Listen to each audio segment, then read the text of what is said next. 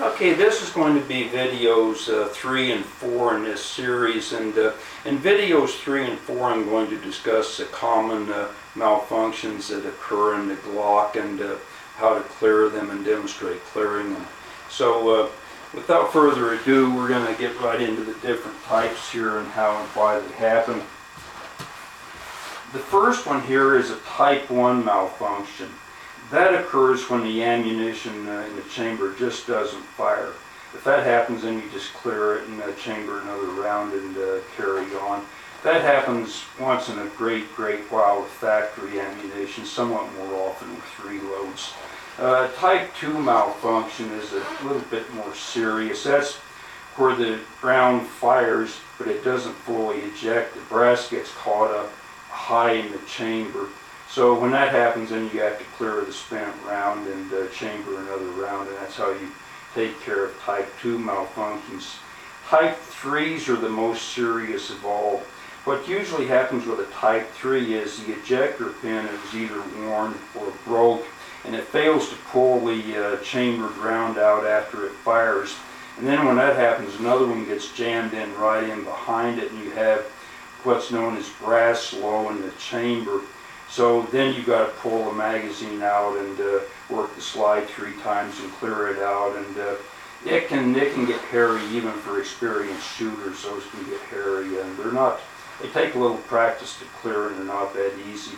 So now now that that's the different types, I'm going to discuss what causes them and why and how and when you have them. Now, okay, most of the malfunctions you'll ever have will be type 1 malfunctions when the round just doesn't fire.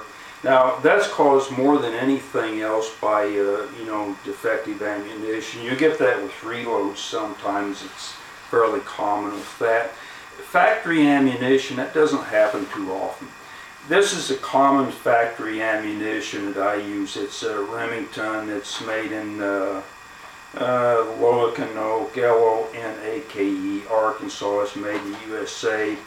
They're nice factory ammunition, beautiful polished brass cases, nice jacketed bullets. They don't foul the barrel. They eject like they're supposed to, work like they're supposed to. When I took 4-day handgun at the shooting academy, I put 450 rounds of these through my Glock. The only malfunctions I had were the ones that we simulated, and that was it. It just functioned beautiful. It was reliable, no problems. This is the other one that I keep. I don't shoot these. If I ever have to shoot this, it's going to be a critical situation. But these are Sphere Gold Dot personal protection rounds. Once again, they're the factory ammo. They've got the nice polished case, so you don't have ejection problems. Copper jacketed bullets. They don't foul the barrel. They are hollowed out, so they have more stopping power and they expand. And these are made in, I believe, Lewiston, Idaho. It is, I believe. And once again, these are made in the USA too. So that's if you use this ammunition, you won't have any problems. Now, I want to talk a little bit about reloading here, because I don't want to be unfair to the reloaders, because there's an awful lot of reloaders out there, and they do an excellent job for the most part. And reloading is a way to save money on your ammunition. It cuts your costs dramatically, I guess, if you're into cutting costs.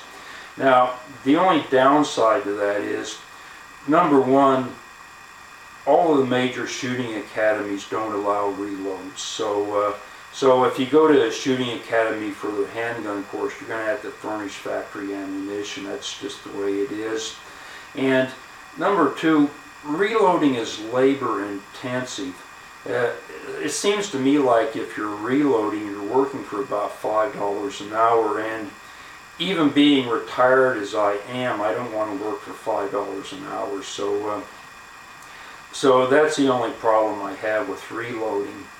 So I've covered just about all of the stuff that I can cover on this one video here. Now, for the next one, for video 4, I'm going to demonstrate the malfunctions and how to clear them.